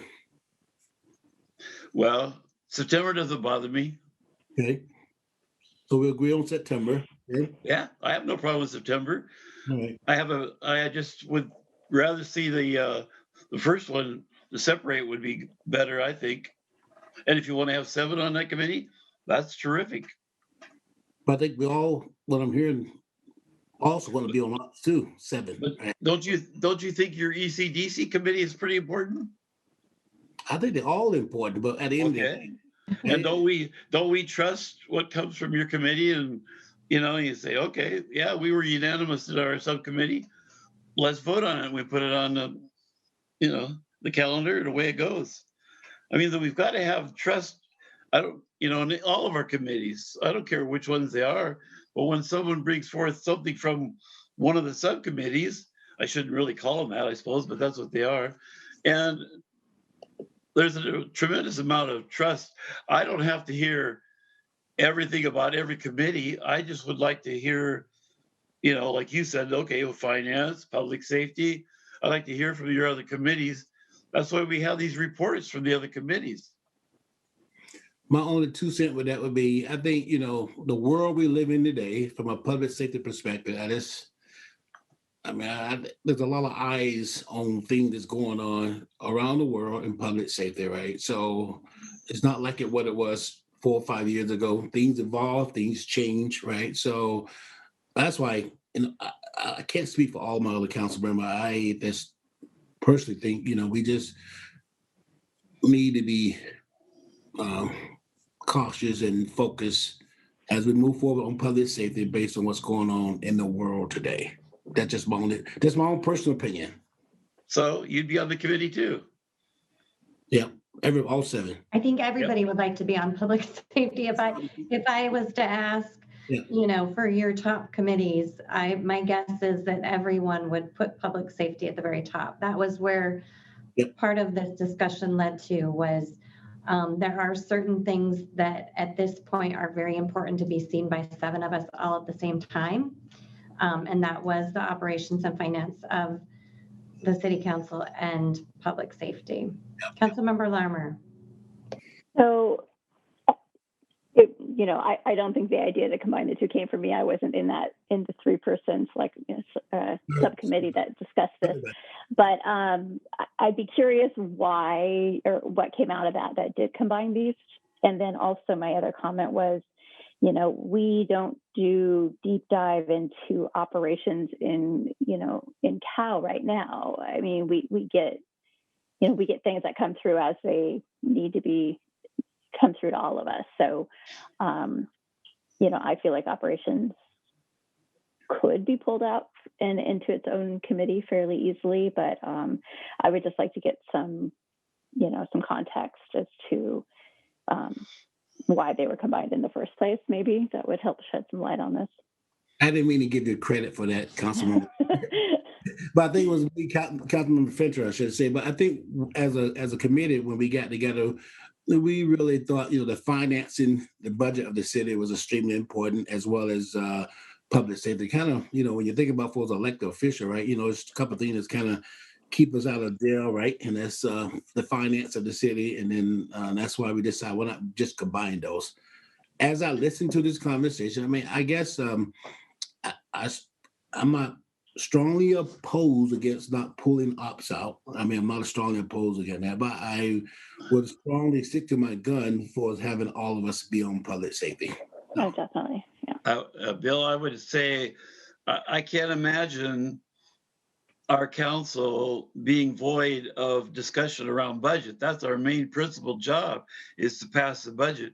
So we're totally always involved deeply into that discussion. But here's another thing to think about, and I've been here 18 years. I've seen some of our committees go till 10 o'clock, 11 o'clock. So if you're putting public safety committee involved in that as well, it could make for a long night. I don't think so. Public safety and op, that wouldn't last. Come on, Bill. You've been here long enough. I've been here long enough. But with the public safety meeting, I sat on that quite a few times along with Councilman Trotter, even you, right? So most of those meetings, I will give at the most 45 minutes, and I think Chief SPIDR probably would concur with that.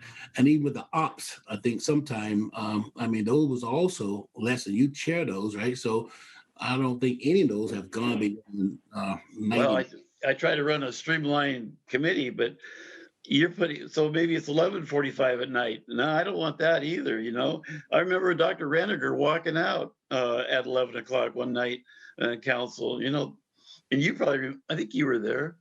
I don't ever. Weren't the ops meetings before council? Yeah. So what meetings are you talking about that went to 11:45? A council meeting? City council, 7 o'clock start. And you're talking about separating out. Yeah, that's fine. I'm glad you agree.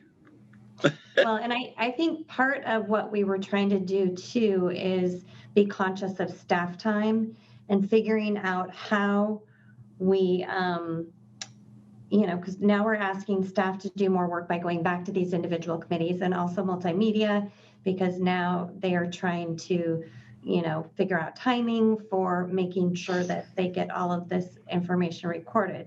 So I think we were trying to kind of figure out, in that amount of time, if we did combine ops and public works, that's really not a large amount of time that we're going to be discussing. You meant public safety. I'm sorry, public safety. Yes, I'm sorry, public safety. There's no change in staff. Councilmember Fincher, you were part of that conversation. So do you have something to add? The main drivers of that were the amount of, we were looking at the time. Public Works was 2 committees a month, and they were lengthy, or 2 meetings a month. They were lengthy meetings. We looked at the time that was allotted for the average public safety meeting and the average ops meeting. Both of those we figured we could put together and do that within a couple of hours. So that's why those 2 were put together, plus the consideration of staff time, which also equates to cost. Yeah. So that was going to be 1 less committee that was needed. There's no difference in staff time. Same staff has to be for both, for one. Councilmember Michelle, you have your hand raised. Sorry. Thank you. Can someone give me an example from a recent committee of the whole of something that would have been on ops committee? I think in the monthly, when Michelle presents us the quarterly reports, or, Paula has something to present to us, which I think she's done in a recent meeting. Or what about the communication update from Bailey tonight, something like that? Would that be ops? HR.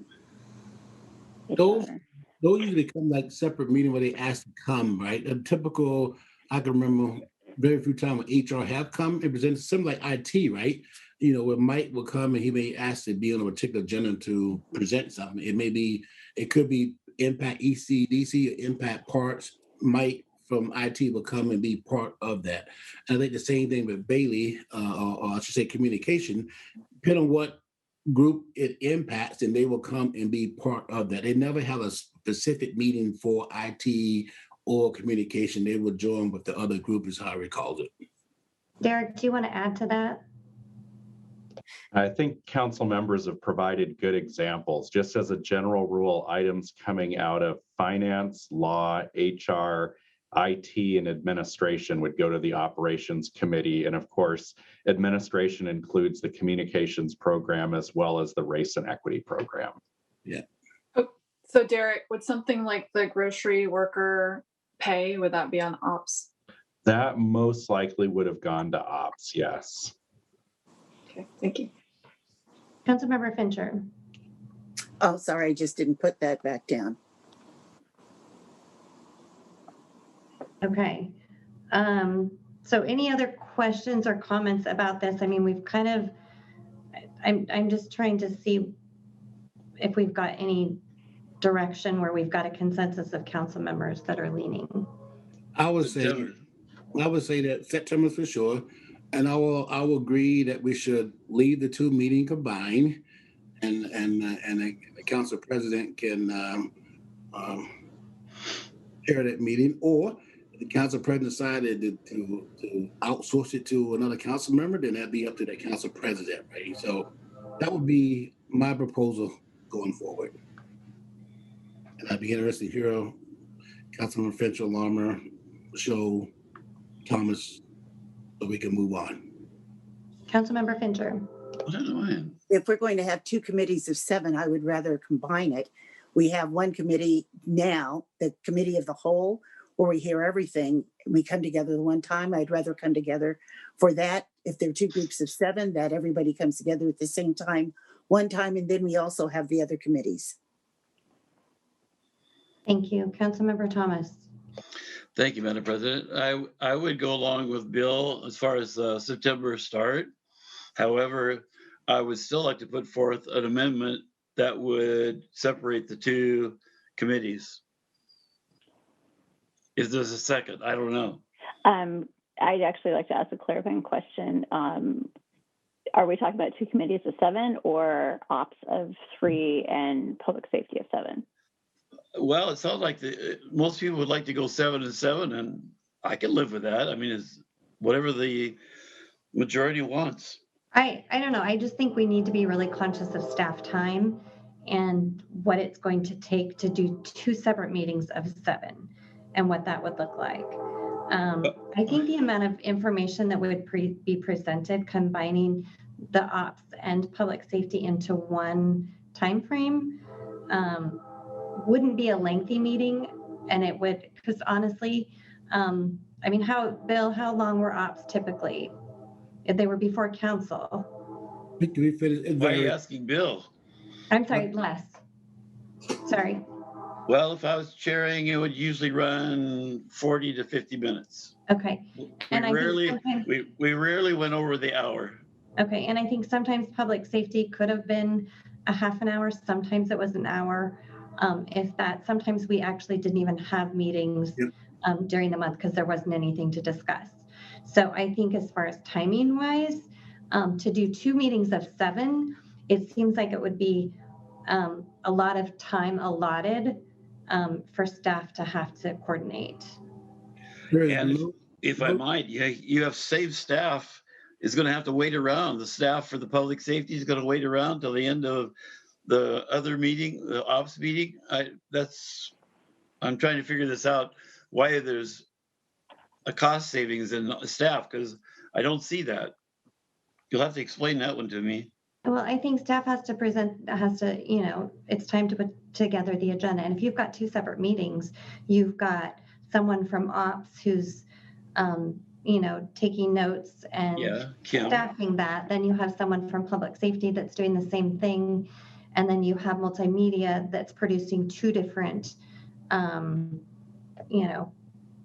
different programs, where if you combine those, you're able to reduce that staff time, and you're talking about overtime probably for multimedia if you're doing 2 separate meetings because of the amount of time that they're having to stay after. So, I mean, those are things to kind of consider, but I'm willing to hear what other people have to say about that. And Councilmember Michaud, you have your hand up. Thank you, Council President. I agree. We should start in September. If we were to have 2 different committees with 7 people, I'm not sure, that's a lot of meetings that I have to run around and get to and schedule in my life, and that's difficult. So I just want to put that out there. Madam Chair, I propose we leave as is, keep the meeting combined. Councilmember 10, those meetings as a whole, all of us. The council president reside over the meeting, and however the council president side, hey, well, Les, could you chair this here, and then so be it. But let's just kind of keep it simple and move on. Could I answer Zandria's concern? Well, I've got Councilmember Fincher has her hand I raised. saw that. I just wanted. Okay, I'll wait. Okay. Thank you, Madam Chair. I was going to add that not only is there the actual time meeting, you mentioned agendas and all, but remember there with IT, the tech, well, not IT, no longer IT, with the people who do the technical part of our movies, the cast, the broadcasting and all of that. There's extra time outside of agendas and all of that sort of thing. So set up for 2 meetings rather than set up for 1 additional meeting. Correct, multimedia, absolutely. Councilmember Thomas. Thank you, Madam President. So Zandria, one of the things that we did when we had public safety, we met at 4:00 on Tuesday.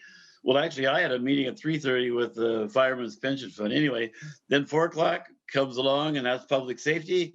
And then at 5:00, you have a workshop or council or whatever. So it worked out pretty good. Madam President, I mean, yes. What I'm hearing. One day. So like 5 of us is on the same page, right? So we can keep talking this to it blue in the face. I mean, if 5 are on the same page, I don't know why we need to continue that. I think everybody agreed on September. Yep. Okay. And then do we have a consensus on a meeting of 7 with ops and public safety as 1 meeting? Am I giving you a thumbs up? Down. Brenda, thumbs up. Well, yeah.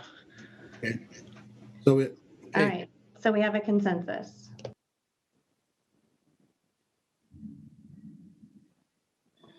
Which way? I missed that.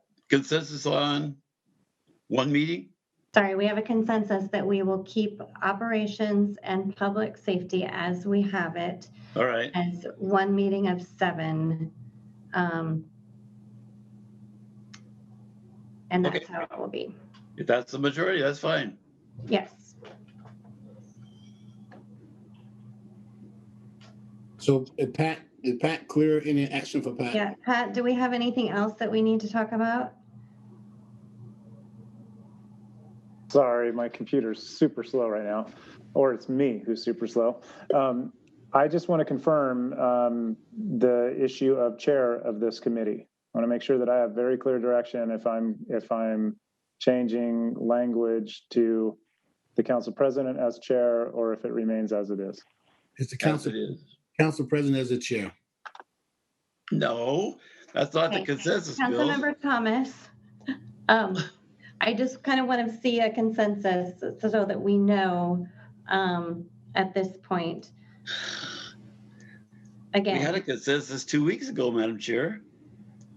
So where are we on consensus with this? Does anyone else have any additional comments or questions about this, or can you provide direction on where a majority of you would like to go?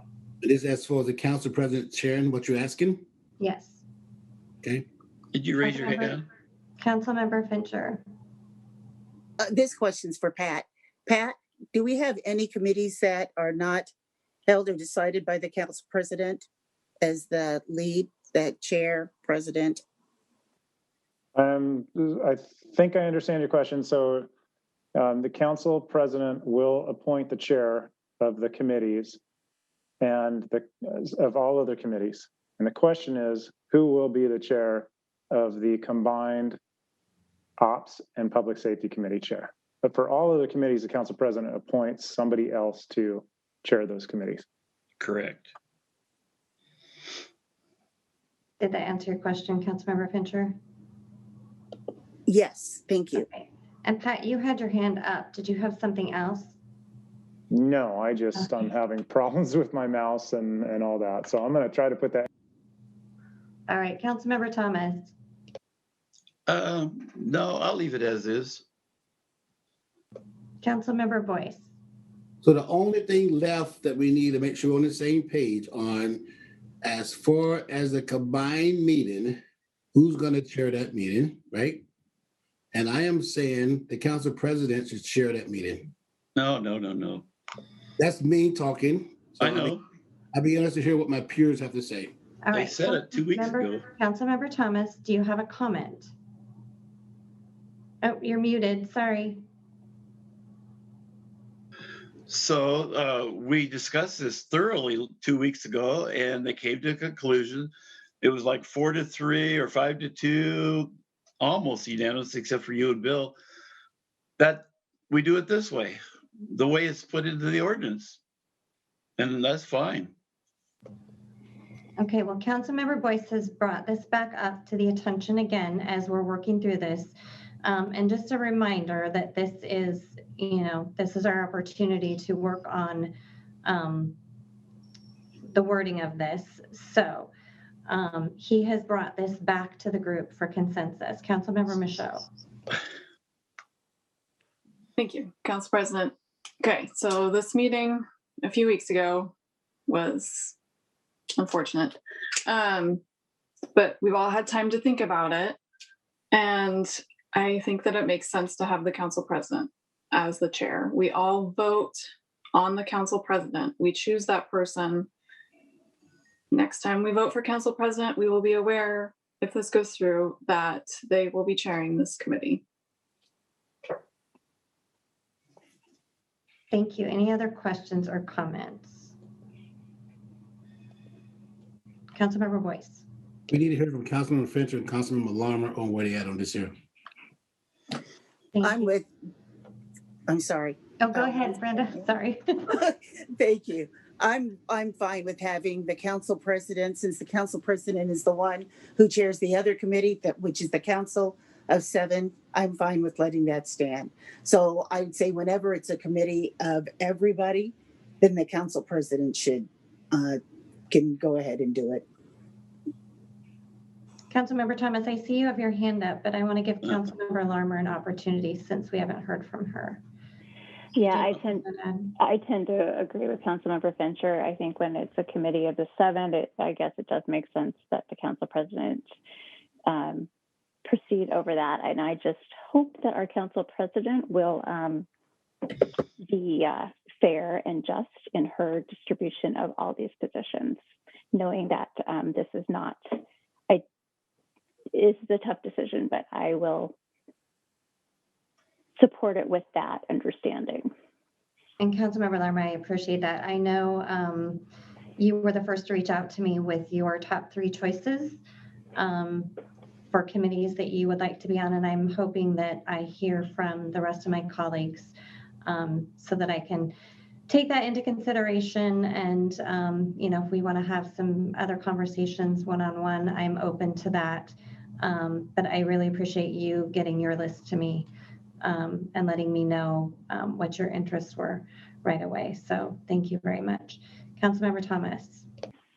I would just like to have some individuals come and share what has happened in 2 weeks to change their minds. Other than that, I will go with the majority.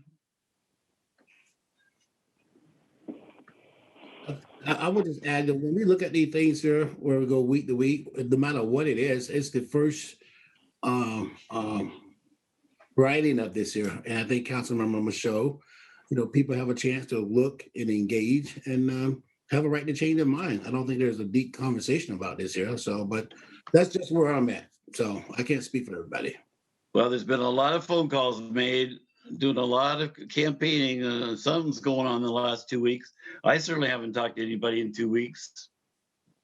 It's just odd. Don't you think it's a little odd, Bill? I know where you are at, and I really respect that. But I'm having a really hard time figuring out where everybody all of a sudden changed their minds. Not that they're not allowed to. Of course they are. It's just odd. I mean. Well, and I just think that over these last several months, trying to figure out how we are going to move forward with this new way that we meet, a lot of things have evolved and changed. So honestly, it's not a surprise that we're continuing to have this conversation. Councilmember Michaud. Thank you, Council President. I will say, Councilmember Thomas, that really I don't want to make this decision at all. I really don't. It doesn't matter to me, but when I think about it, I have to make a choice. And when I think about it, we all choose the council president. We don't necessarily choose who the most senior person is. And yes, right now, we might like you. What if we have someone in there who's terrible? We're stuck with that person. So obvious you don't like me very much. That's not true. So True? I just no. So I just think it's better that we have a choice in the matter, and that's why I changed my mind. Councilmember Fincher. Thank you, Councilmember Michaud. What I said at the last time we talked about this, that this is going on. It's not just this council. It could be 7 totally different people sitting in these seats, but it's still going to be that position is set for them until someone actually changes it. And it's not in perpetuity, but that it's not just like with the other things that we put in ordinances. We've put it in there so that it can stay for a while, not based on individuals, not based on personalities, but so that it's set so that we have a policy guide as to the way of functioning. You guys have made it personal. Thank you. All right. So I think we kind of have a consensus on all of the things that you're looking at having back from us, correct, Pat? Yeah, that's correct. And so my plan moving forward is I will alter that one section that we just finished talking about, section 4.1. And then I think we're ready to put this on the consent agenda with that, or should we put it on another committee of the whole? So that was going to be my next question. If everyone is in agreement at this point, moving forward with this as is, I don't know that we need to have further discussion about it, or if we can just move it forward to consent. Councilmember Fincher. Not as is, but with the change that Pat said, I'd like to move it to consent. Oh, absolutely. Yes. Yes, definitely. I'm agreeing with I will abstain. I will abstain. I don't think we're voting, but I will give it Councilmember Fincher. You will be voting on it. All right. So my question, so we know what direction to give Pat. If he makes these changes, obviously it will be in the packet for council, but is everyone okay moving this forward to consent? Yes. No. Okay. So we have a majority of the people moving it forward to consent. Yes. And I understand. No more speeches. No more speeches. It's not personal. I heard that. I don't know how you could say that with straight. Anyway, forget it. All right. Okay, so I think I have my direction. So I'm gonna prepare the change that we talked about, and I will have it on consent, and we'll go from there. All right. And does that take care of everything in the document that we needed to discuss? Yeah, that's the whole thing there. So. Okay. All right. So we will move on to the next topic of discussion, which is the vision, mission, goals, values update resolution. And I believe this will require action. Correct? That's correct. And thank you, Madam President. I hope this is a little bit easier topic. So back on February 6th, at the first day of your 2021 council retreat, you reviewed the city's vision, mission, goals, and values, and you asked staff to update the sustainable services goal to add regional advocacy, and then update the inclusive community goal to add the concepts of equitable policies, practices, and services, celebration of diversity, and justice. Our race and equity manager worked with the Cultural Communities Board on the inclusive community goal at the board's February and March meetings. The board considered the concepts raised by council members and made a recommendation. So the inclusive community goal would read, embracing our diversity and advancing social justice through equitable community engagement, transformative policy, innovative service delivery, and accountability. The sustainable services goal would read, providing quality services through responsible financial management, economic growth, regional advocacy, and partnerships. And the action before you would be to place a resolution on the next consent calendar updating those two goals. All right, questions or comments, starting with Councilmember Boyce. I think they are spot on. I think Councilman Malara might have been the one that asked for the changes. I'd be interested to make sure she's on, that we are spot on with the change. It would sound like, based on what I'm hearing, these are what she asked for. So I'd be interested to hear what Councilman Malara had to say. Go ahead, Councilmember Lemmer. Yeah, thank you. No, I just want to give a huge appreciation and kudos to the Cultural Communities Board, because the inclusive community, that's far better than I could have ever imagined. I think that's just an excellent goal. You know, I sometimes, having worked in corporate America for so long, sometimes, you know, goals, you know, and vision and mission can sometimes feel a little cliche. Everybody has them. Do we really live to them? But this one, I think, is just really spot on. It's actionable. We're talking about transformative policy. That's something that we can look at and hold ourselves accountable to. So I'm really pleased. And I just want to especially thank the Cultural Communities Board for the effort they put into this. So. Thank you. I was going to say that as well. I want to thank the board for taking a look at this and providing their perspective. Anyone else have questions or comments? All right. So is everyone okay moving this forward to consent? Wonderful. Thank you so much, Derek. All right, thank you. All right. And then the last thing on our agenda tonight is the LTAC grant to the City of Kent's Economic and Community Development for a contract with J-Ray and Tourism Promotion Campaigns.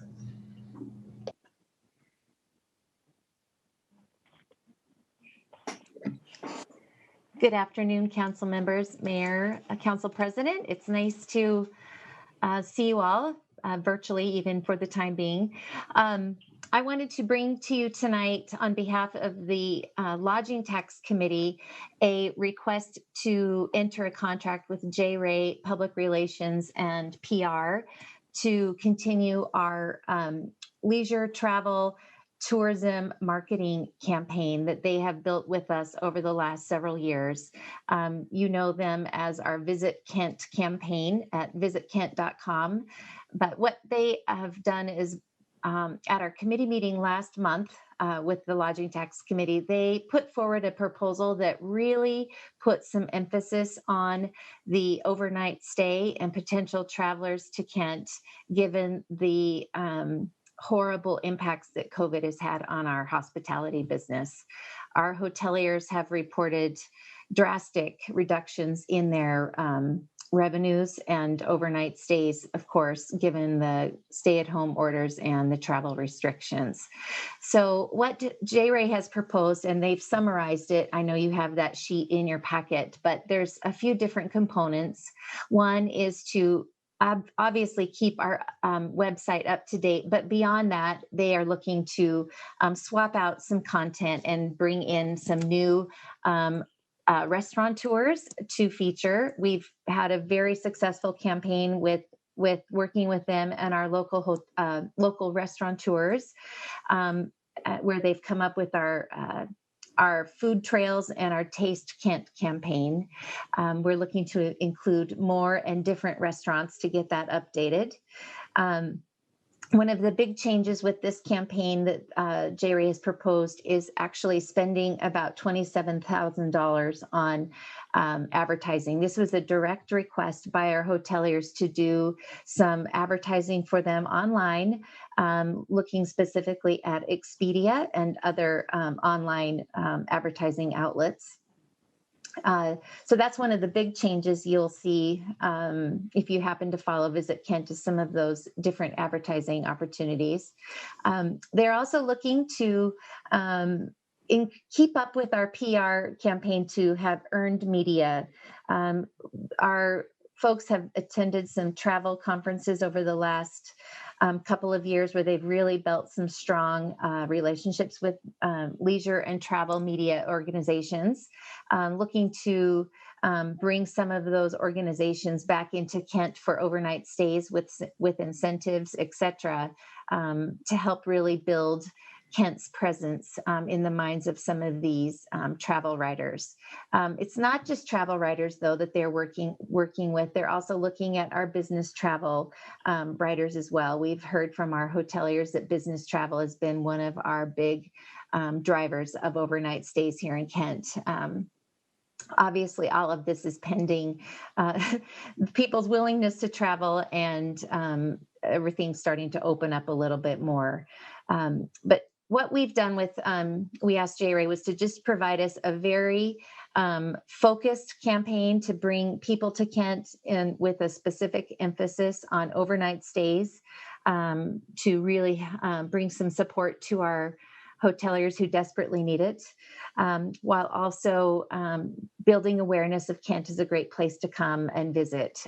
They'll promote our parks, they'll promote our local restaurants and activities and events, and certainly the Seattle Thunderbirds and events once the Shower Center allows indoor guests. So with that, we'd love to have your support and moving forward with this J-Ray contract. And I'm happy to take your questions since you do have the summary of their information before you. I just wanted to give you a couple of the highlights. Great, thank you, Michelle. Councilmember Boyce. Thank you, Madam Chair. Good job, Michelle. And Michelle, I just want to say kudos to you for working with J. Ray. And I think, due to the small funding that we have in the lodging tax, we really streamline and really try to get the biggest bang for our bucks. I think the contract over the last couple of years might have been twice of this amount here, right? So Michelle really worked extremely hard with them and really try to focus how we get the biggest bang for our buck. And then also our hotelers was part of this here, and they in agreement that this is the best approach to go based on the lack of funding right now in the lodging tax. And so I just want to give a big shout out to Michelle. They work extremely hard with them to really, because we already got the foundation in place. So it's not like we can walk away, right? Because they are heavily invested, right? So we really just focus on the biggest bang for the buck. So thank you, Michelle. Kudos to you. Appreciate your support. Thank you, Bill. Well said. Thanks, Bill. Any other questions or comments for Michelle? Awesome. Is everyone okay moving this forward to consent calendar? All right. Good job, Michelle. Thank you very much. We'll move that forward to consent. Great. Thank you very much, Council. All right. And this brings us to the end of our meeting this evening. Thank you, everyone, for being here and for this great discussion that we've had this evening. You have a little bit of time left to maybe enjoy some of the sunshine. Stay safe, take care, everyone, and have a great rest of the evening. We are adjourned.